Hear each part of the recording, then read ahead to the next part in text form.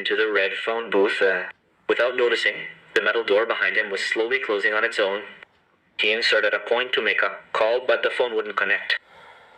$1 was lost, and he was furious. As he started to leave, he realized the door wouldn't open. At first, he thought it was some kind of bad joke. Everything would be fine in a while, but the bright sunlight was shining directly on him, and his anxiety grew. Just then, two men going to work passed by. He tapped sharply on the glass. His voice couldn't carry out, but they understood from his gestures. They both pushed from outside. He used all his strength from inside. Still, the door wouldn't budge. Slowly, more people began to gather. They both looked at their watches. They were in a hurry to get to work. They smiled goodbye and left. Soon, even the workers going to office started stopping to look. A strong man came and tried to pull the door. The handle broke. Still, the door wouldn't open. People started laughing. He tried to break the glass but failed and left in shame.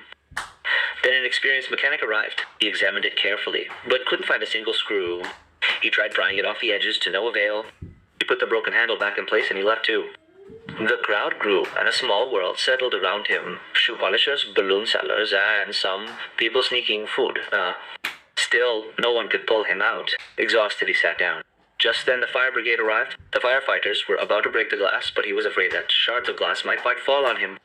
Someone stopped them. Some well-dressed men came and introduced themselves as employees of a phone booth company. They said the broken booth would be taken for repair. Before he could understand, the booth was lifted. He tried to shout for help, but his voice wouldn't carry. The crowd continued to comfort him. As the vehicle drove away from the city, everything seemed strange. At a traffic signal, he saw a funeral procession with a transparent coffin, exactly like his own. At the next signal, he saw another man trapped in the same red phone booth. Now he understood it was all a conspiracy. He banged on the glass, begging for help, but people thought he was just waving. They smiled and answered. Thirsty, hungry, and utterly exhausted, he lay down in despair. The train reached a desolate spot. He remembered his family. He saw pictures of his wife and son. Without understanding what he had done wrong, a military helicopter flew overhead. He summoned his last strength to ask for help, but he moved on. Finally, he was brought to a place in the mountains where phone booths were being built whose doors never opened. Each booth was a prison for one person. A train lifted him, along with the booth, and placed him on a conveyor belt. There were other people just like him in front. All trapped, their fate was certain.